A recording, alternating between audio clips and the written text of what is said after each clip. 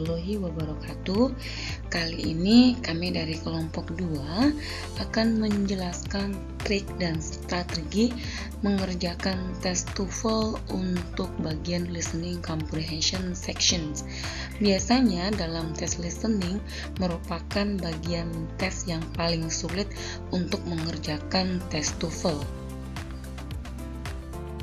Sebelum lebih jauh kita membahas tentang trik dan strateginya, kita harus mengetahui apa sih itu TOEFL. TOEFL adalah Test of English as a Foreign Language, tes bahasa Inggris sebagai bahasa asing. Terus kemudian TOEFL itu adalah digunakan untuk mengukur kemampuan bahasa Inggris untuk penutur non-native atau non-aktif. Kemudian TOEFL digunakan untuk persyaratan administrasi untuk masuk ke dalam sebuah university atau universitas, untuk membuat visa, dan untuk masuk pekerjaan.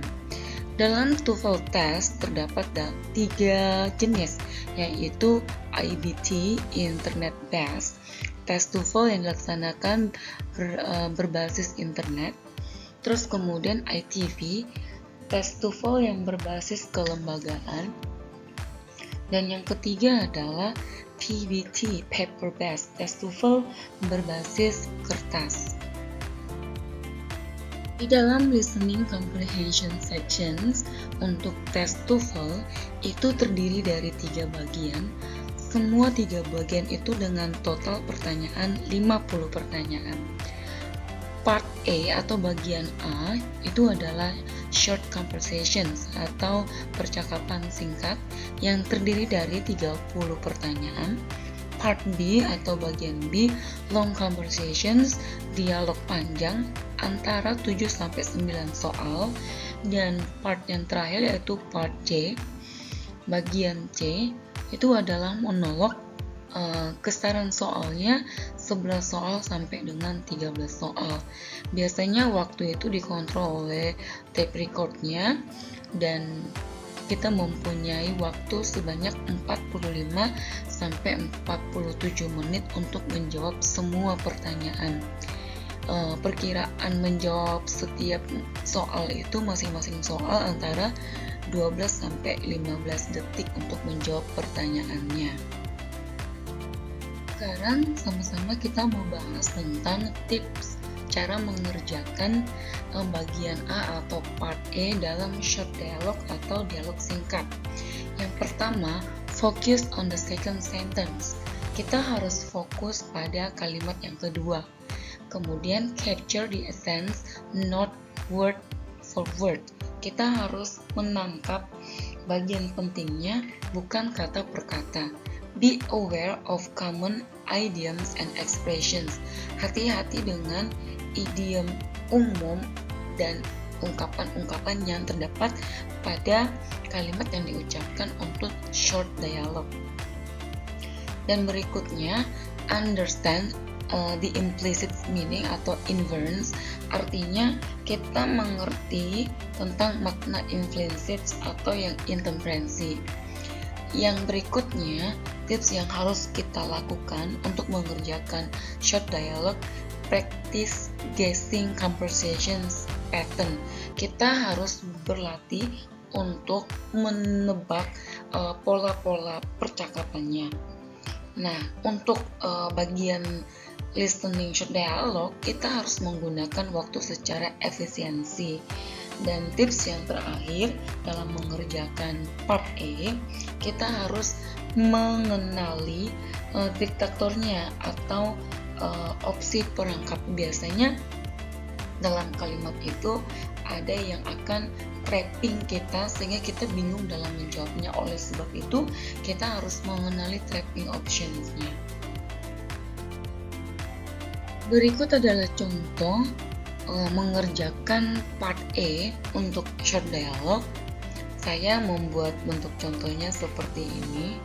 Nah, biasanya kita akan mendengar on the recording, you will hear, dalam recording kita akan mendengar 2 percakapan atau 2 percakapan antara laki-laki dan perempuan. biasanya laki-laki yang pertama dan perempuan yang kedua. Tapi untuk contoh kali ini, yang perempuan yang pertama, laki-laki yang kedua. Was the math test difficult? And then the man said the teacher put the test off because she ran out of the times. Pertanyaannya, what did the man say about the test? Nah, di tips cara mengerjakan part A, kita harus fokus pada kalimat yang kedua atau percakapan yang kedua, yaitu the teacher put the test off because she ran out of the times. Pertanyaannya, what did the man say about the test? Nah, pada paper testnya, kita akan membaca optionnya. Yang pertama, the test is cancelled. Yang B, the test is postponed. Yang C, the teacher took off her coat. Yang D, the teacher ran outside. Nah, yang E, the test is cancelled. Di sini tidak mengucapkan bahwa tes itu ditunda atau di-cancel.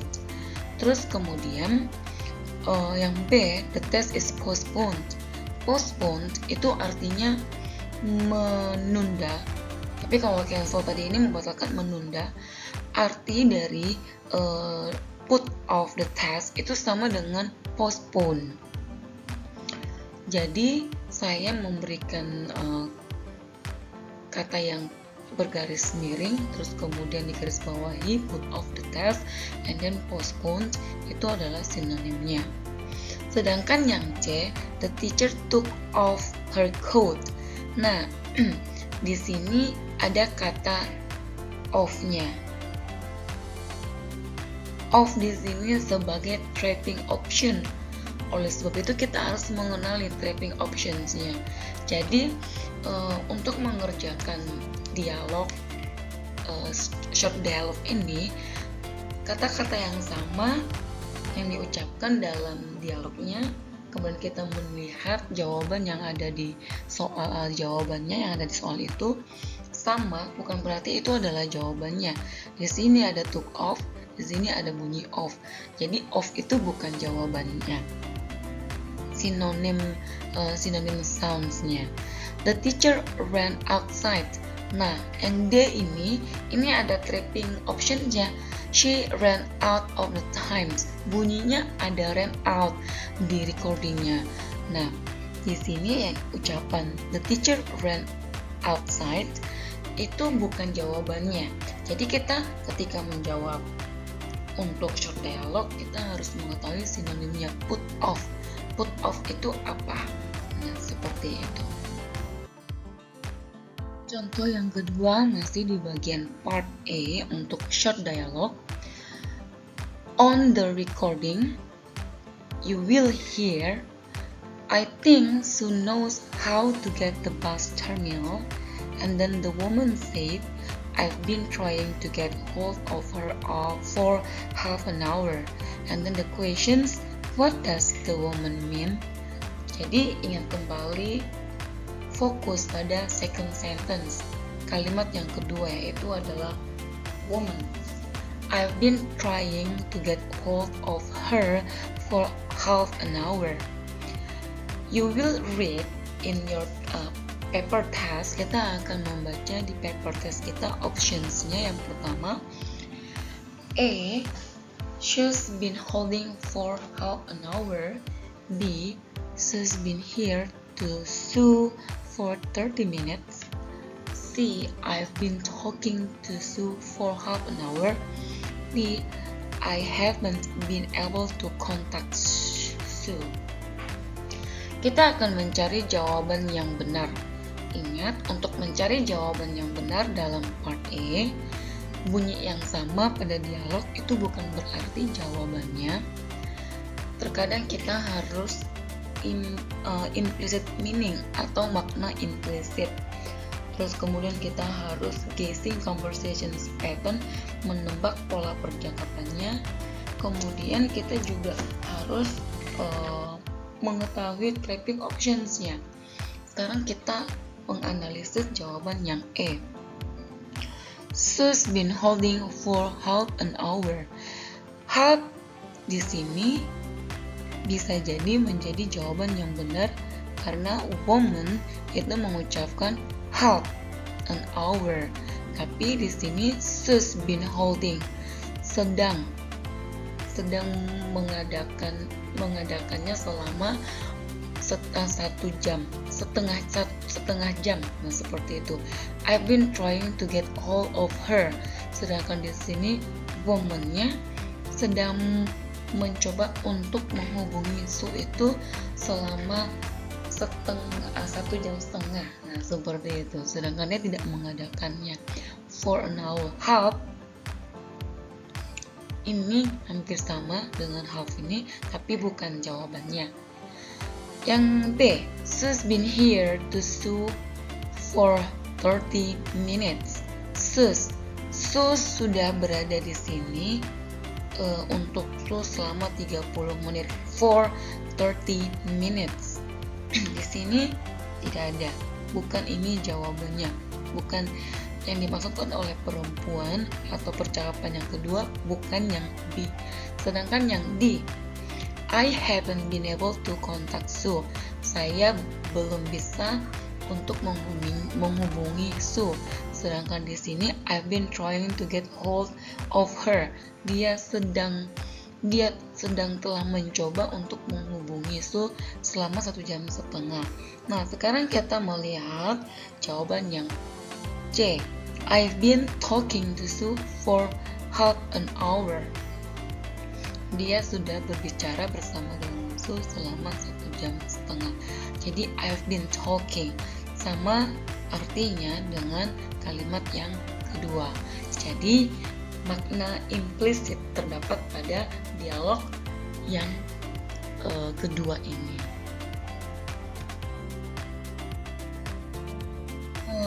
Berikutnya saya akan membahas tentang long conversations, cara mengerjakan long conversations bagian part B.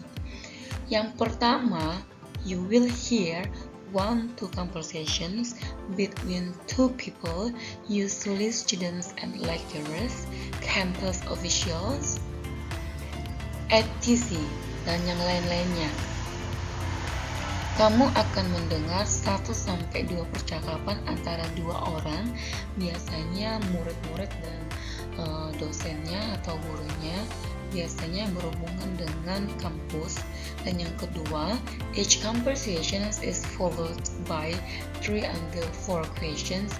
Dalam setiap conversation biasanya diikuti dengan 3-4 pertanyaan. Dan yang ketiga, the conversations only plays one. Percakapannya hanya diputar 1 kali with the text or repeat, tanpa ada teks dan tanpa ada pengulangan.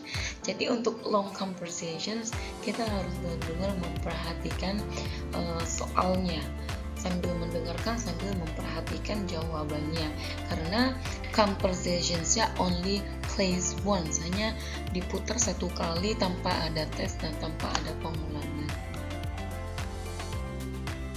Tips mengerjakan part B atau long conversation atau percakapan yang panjang. Yang pertama, listen to the purpose of conversations at the beginning. Jadi dengarkan tujuan dari percakapan itu pada bagian awal percakapan. Nah, ketika untuk mengetahui percakapan itu akan membahas apa, kita harus benar-benar memperhatikan bagian dari awal percakapan itu. Nah, biasanya untuk mengetahui jawabannya itu adalah pada bagian awal dalam sebuah percakapan. Nah, yang kedua tipsnya adalah note important things.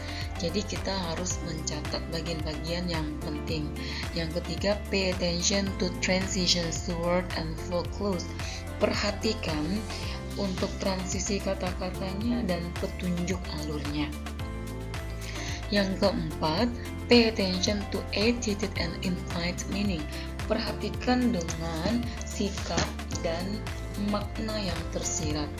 dalam teks itu ada makna yang tersirat, jadi kita harus memperhatikannya. Biasanya dalam mengerjakan part B untuk long conversations, use logic and content. Biasanya kita menggunakan logika dan content. Yang berikutnya, tips yang harus kita perhatikan, don't let one questions disrupt your focus. Jangan sampai satu pertanyaan itu mengganggu fokus kita. Yang terakhir, practice from original source. Untuk mengerjakan listening, kita harus banyak-banyak latihan sehingga kita terbiasa dengan contoh-contoh soal yang ada sebelum kita mengikuti tes TOEFL. Nah, di sini tipsnya untuk mengerjakan part B, kita harus berlatih dari sumber yang original sehingga kita bisa memahami percakapan untuk conversations pada part B. Berikut adalah contoh long conversations di part B. On the recording, you will hear. Dalam recording kita akan mendengar seperti ini. Yang pertama, narator akan berbicara. Listen to a conversation between a student and a librarian.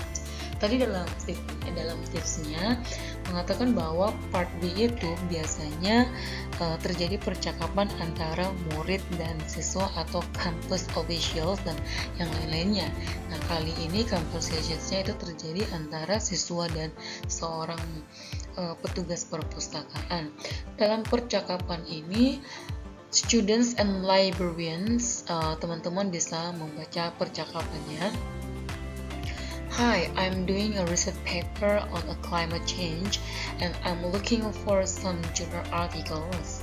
Sure, the best place to start is our online database. You can access thousands of academic journals from there. That sounds perfect. How do our logins? Just share your student's ID card and passport. If you need help, there is a guide on your website or I can walk you through it. Thanks. One more thing, can I check our physical copies of journals too? Yes, but only for in a library use. You can make copies or scan pages if you need them. Nah, ini kan lumayan panjang nih. Kita nggak mungkin repeat karena untuk tes listening itu cuma sekali mendengarkan tanpa ada teksnya, tanpa ada repeatnya. So, tipsnya yang pertama adalah kita harus mendengarkan bagian awal. Nah, di sini bagian awal, Hi, I'm doing a research paper of climate change and I'm looking for some journal. Jadi di sini studentsnya itu dia sedang melakukan KTI, karya tulis ilmiah tentang perubahan iklim, dan dia sedang mencari beberapa jurnal. Nah, librariansnya the best place untuk mencari data-datanya tentang jurnal artikel itu adalah dia harus menggunakan online database. Itu artinya fasilitas online yang ada di sekolah itu, you can access thousands of academic journals from there. Jadi bisa mengakses ribuan jurnal akademik yang ada di online database. Nah, ingat kembali tips-tips yang sudah saya sampaikan tadi untuk menjawab bagian part B ini. Hal yang akan didapat dari percakapan panjang tadi, yang pertama adalah what is the students looking for. Nah, bagian awal, apa yang dicari oleh murid tadi itu? Jawabannya adalah B, journal article for research. Kita mau berdiskusikan kenapa? And I'm doing a research paper on the climate change and I'm looking for some journals articles. The answer is clear. Jadi jawabannya itu sudah jelas bahwa journal articles for research, apa yang sedang dicari. Kemudian yang kedua, how can the students access online database? Bagian awal, librariansnya tadi mengucapkan bahwa by login with her students ID and password. Jadi selama terjadi percakapan antara students dan librarians, teman-teman langsung membaca jawabannya. langsung membaca jawabannya, kemudian bisa menemukan jawabannya. Jadi pada saat audionya diputar, langsung melihat ke jawabannya, supaya kita bisa menentukan jawabannya tanpa harus terkecoh dengan kalimat-kalimat yang diucapkan pada saat dialog tersebut. Jadi di sini librariannya bilang just use your ID card and password. Jadi ini menunjukkan cara akses data online, menunjukkan supaya siswa itu bisa mengakses data online itu bagaimana. Jadi jawabannya adalah C. Nah, kebanyakan dari kita itu menganggap bahwa bagian yang terakhir dari listening sessions itu adalah part C, karena ini monolog dan panjang. Jadi terkadang kita bingung untuk menjawabnya. Saya tidak mengerti apa yang diucapkan, tidak familiar kata-katanya atau vocabulary-nya. Jadi di sini saya menyampaikan tips bagaimana cara mengerjakan part C sehingga kita mudah untuk mengerjakan soal-soal yang disajikan pada saat teman-teman mendapatkan tes TOEFL bagian listening.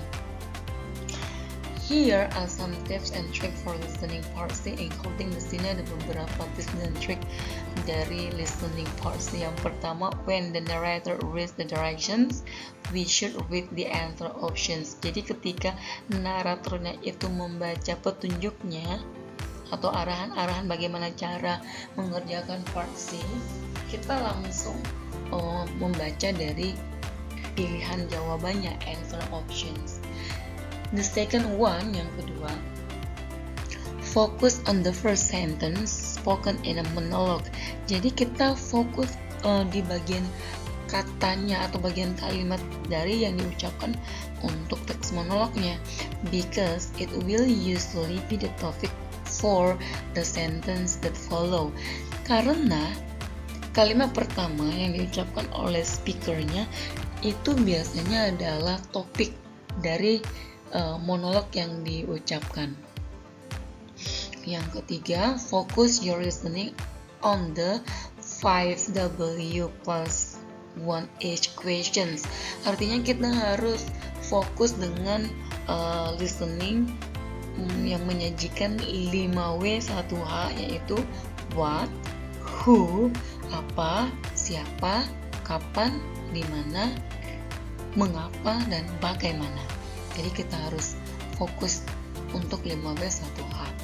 Dan tips yang keempat, make conclusions, membuat kesimpulan atau intervensi based on the situations that occur during the conversations, berdasarkan dari situasi yang terjadi selama dalam percakapan tersebut. Nah, jadi ini adalah tips bagaimana cara kita mengerjakan part C. Berikut adalah contoh teks monolog atau conversations monolog yang akan kita dengar. Nah, saya membuat ilustrasinya seperti ini. On the recording, you will hear instructor. Nah, dalam tips mengerjakan part C yang saya ucapkan tadi, part C, kita harus fokus pada first sentence. First sentence-nya yang mana? The reason we are meeting today is to introduce the plan for our new office layout. Nah, the reason we are meeting today is to introduce.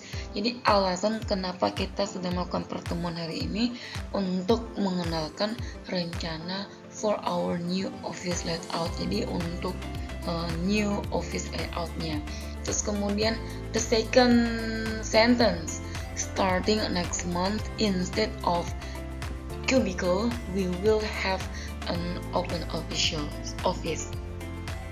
Jadi selama dalam ini monolog yang kita dengarkan, perhatikan untuk kalimat pertama dan keduanya. Terus kemudian kita harus fokus apa ya kan, meeting hari ini. Terus kemudian the plan. Terus kapan? Next month. Why? Kenapa? Nah, teman-teman perhatikan. terus kemudian di mana, terus kemudian apa. Nah, kita akan mendengarkan, kemudian kita mencari implicit meaning, makna tersirat dalam teks ini. Pertanyaan yang akan muncul ketika setelah kita mendengarkan teks monolog untuk bagian part C, yang pertama adalah what is the speaker mainly discussing? Apa yang pembicara mainly discussing, pokoknya yang didiskusikan itu apa? Nah, kita dengarkan dulu. An office renovations. Tadi kan bagian awal itu bilang our new office layout. Layout itu berarti kan berhubungan dengan apa yang akan mereka ubah seperti itu. Kemudian building constructions. An office renovation, renovasi kantor. Terus kemudian building construction untuk konstruksi bangunan. A marketing campaign, new carpeting. Nah, apakah ada A, B, C, D ini diucapkan dalam monolog? Nah, jawabannya adalah an office renovation. Keywordnya our new office layout pada first sentence. Jadi, from the keyword, it can be seen that the office will be renovated. Jadi dari keywordnya ini, itu pasti menunjukkan bahwa kantornya itu akan direnovasi. Jadi jawaban yang benar itu adalah A, an office renovation. Contoh pertanyaan yang kedua, what does the speaker say about the new layout? Apa yang pembicara ucapkan tentang new layout of the office? Yang jawaban yang pertama, A, the desks will be facing away from each other. Yang B, department manager will sit in cubicle, and then it will be increase the number of sales to clients, and then the last options, it will be improve employee communication. What does the speaker say about the new layout? It will be improve employee communications. Keywordnya adalah will facilitate better communications. Jadi, mengapa jawabannya adalah D? Karena dari keyword itu better communications. Artinya, improve communications antara setiap karyawannya. Jadi, jawabannya adalah D. Ada makna implisit yang bisa atau synonym word that we can find dalam jawaban ini. Contoh soal yang ketiga. What is not true about plans for the office? Apa rencana yang tidak benar untuk kantor tersebut? Yang A, the walls will be painted. Dindingnya akan dicat. New carpeting will be installed. Karpetnya akan diganti. Work will begin next year. Pengerjaan renovationsnya akan dimulai tahun depan. Yang option terakhir, the work will take 3 weeks. Pekerjaannya akan berlangsung selama 3 minggu. Mana jawaban yang tepat dari pertanyaan nomor 3? Jawaban yang tepat adalah C. Work will begin next year. Keywordnya adalah not true, yang tidak benar. Jadi pernyataan yang salah, yang tidak benar, yang tidak diucapkan oleh speakernya. Start on the first next month. Jadi akan dimulai pada minggu pertama di bulan depan. Jadi since it start next month and takes approximately 3 weeks, the incorrect statement is that the work will start next year. Jadi karena pengerjaannya akan dimulai bulan depan dan akan mengambil kira-kira 3 minggu. Jadi pernyataan yang tidak benar itu adalah pekerjaan itu akan dimulai tahun depan. Jadi jawaban yang tepat untuk menjawab pertanyaan nomor 3 not true adalah C. work will begin next year. Nah, teman-teman harus benar-benar fokus pada saat mendengarkan teks monolog untuk part C, karena ini adalah bagian yang hard, yang sulit. Jadi jangan sampai satu pertanyaan itu membuyarkan fokus kita. Nah, sering-sering berlatih dalam mengerjakan tes TOEFL khusus bagian listening. Entah itu kita sering membuka sources from the TOEFL, sumber-sumber dari TOEFL-nya, atau kita sering membaca buku yang bernarasi bahasa Inggris. Terus kemudian kita juga bisa mendengarkan lagu atau menonton film untuk memperkaya memperkaya kosakata dalam bahasa Inggris. Sebenarnya dalam mengerjakan teks bahasa Inggris khusus untuk listening itu tidaklah begitu sulit. Jadi perlu sekali untuk kita memperhatikan setiap step by step pada bagian part A, B, dan C. Nah, kali ini kita akan berlatih bersama-sama dalam menjawab soal listening comprehension sections, terdiri dari 3 part A, part B, and part C. Semoga apa yang saya sampaikan mengenai tips cara mengerjakan masing-masing part dari part A, part B, and part C, teman-teman bisa mengerti dan bisa mengerjakan soal yang telah saya sediakan. Terima kasih atas perhatiannya. Semoga berhasil dalam mengerjakan soalnya. Thank you. Question number 1. This corn doesn't taste right. Corn on the cob should be served with butter. What does the woman imply?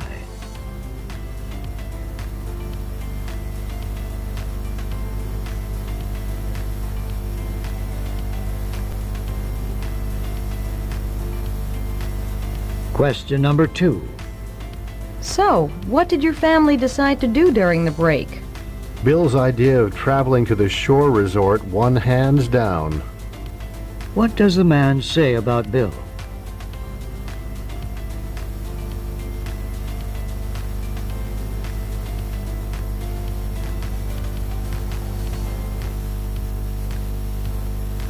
Question number 3. How much do I owe you? Let me pay for this drink, and you can pick up the tab for the next one. What does a woman mean?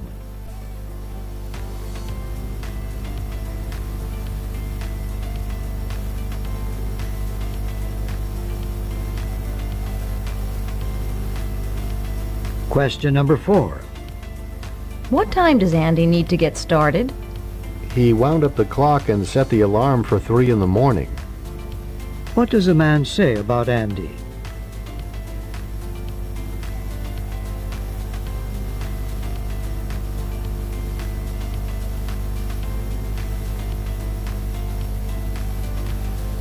Question number 5. John has left for the airport. How careless of him to leave his clothes and pills behind. What does a woman mean?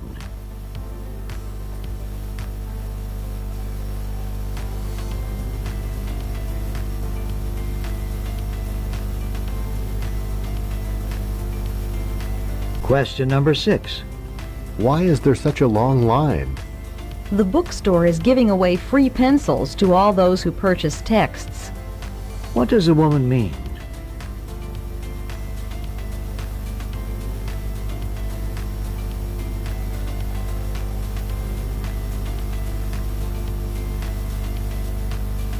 Question number 7. This area is so crowded that there's no room to work.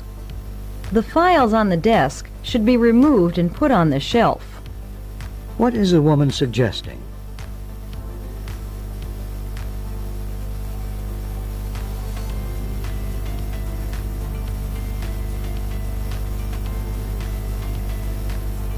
Question number 8. I've heard that the director made an announcement. Do you know what the issue was? He said that Arnold lacks the funds to complete his research. What was the announcement?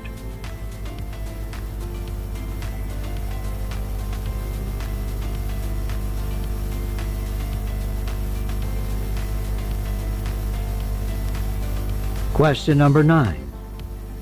Marcia is tired of Rob's practical jokes. I think next time she'll give him a piece of her mind. Rob's humor can be hard to take. What will Marcia do?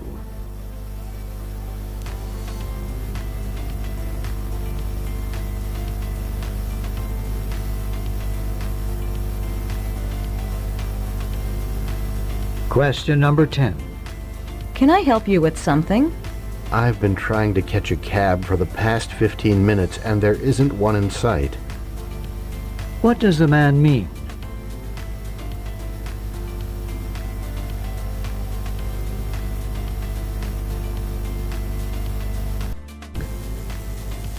I am sure you have some friends who are thin and others who are heavier. Everyone does. But it's really amazing to learn some of the reasons why people are the way they are. People's eating habits are formed by different pressures that they experience while growing up. Even in the same family, different children can form different habits as a result of their interactions with parents and brothers and sisters. Really? Do you mean that a person's adult weight can be determined by childhood habits? Yes. Parents really have a strong influence on the development of children's attitudes and create habits that will last a lifetime. If food is used as a reward, for example, the daily snacks or sweets can lead to a dependence on food as a source of comfort. If parents tell children to clean their plates, children may eat more than they actually need. Over time, a few extra calories a day will add up to extra pounds. Adults who were overweight in childhood may have difficulty losing weight. So, does the habit of overeating begin in childhood? It seems strange that adults are not able to change their behaviors. Well, it may not be so strange if you think about it. Every person has a self-image, that is, a mental picture of how he or she looks to others. People who are overweight often see themselves as unattractive. Those who see dealing with other people as threatening may overeat on purpose to make themselves less attractive. Being fat gives them an excuse for not having close friendships. I can't believe that someone would become fat on purpose. Okay, let's take an example. Someone who is fat can say, "I don't have many friends because I am fat," although this may not be necessarily the only reason. Eating too much is a common way to feel better when people are frustrated and anxious. Some people eat too much when they are tired, worried, or scared.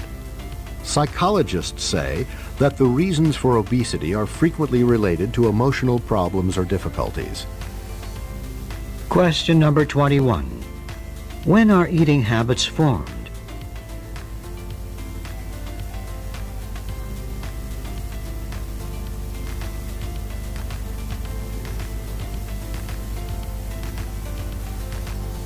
Question number 22. Who has a major influence on the development of eating habits?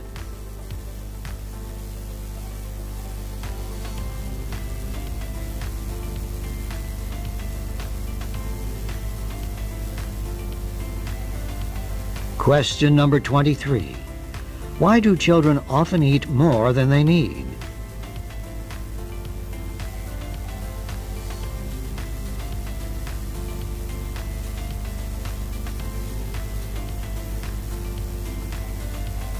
Question number 24.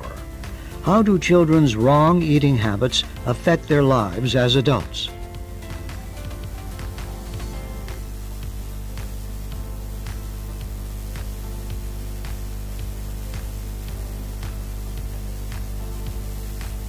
Question number 25. Why is self-image important?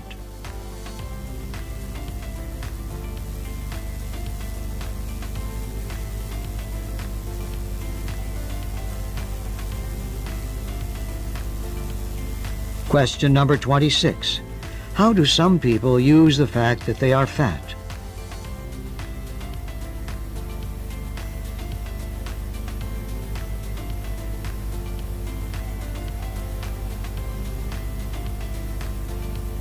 Question number 27.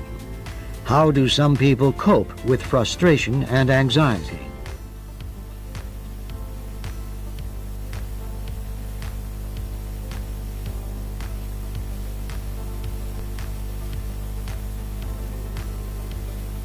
Question number 28.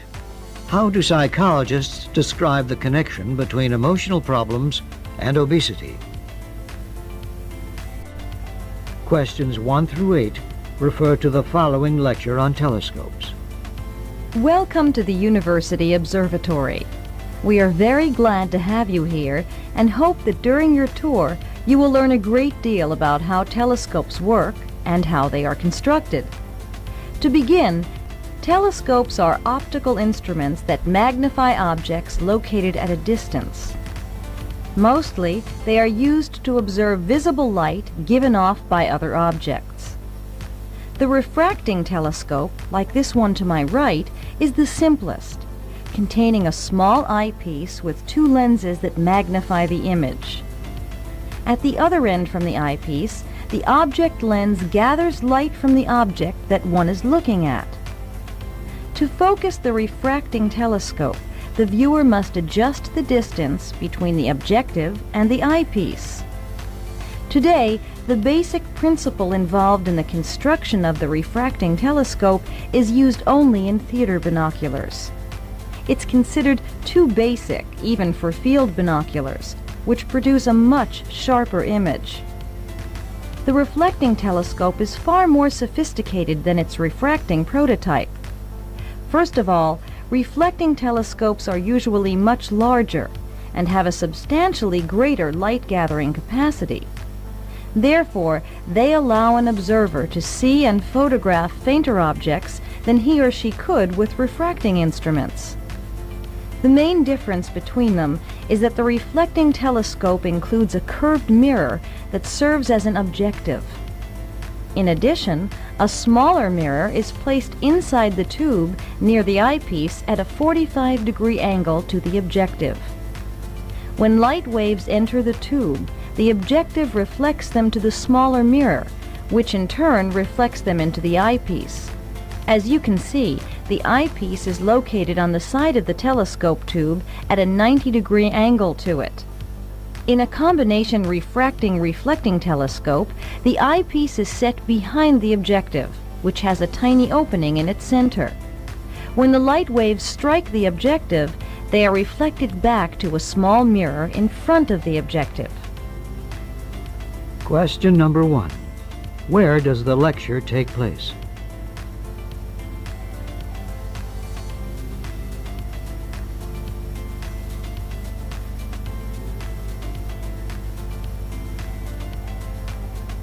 Question number 2. What is the speaker's occupation?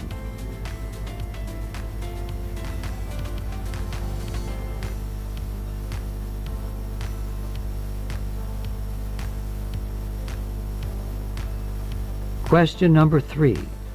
What is the main purpose of telescopes?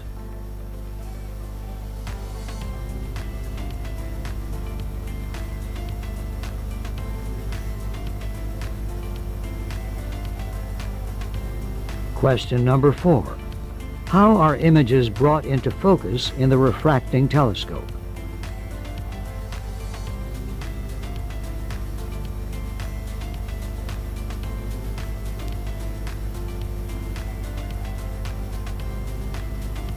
Question number 5. In what instruments is the refracting principle still used today?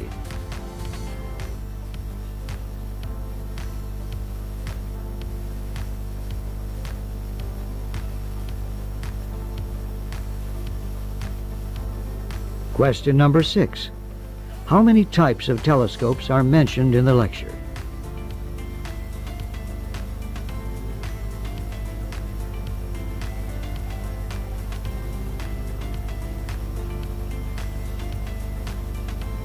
Question number 7. What are the advantages of reflecting telescopes over refracting ones?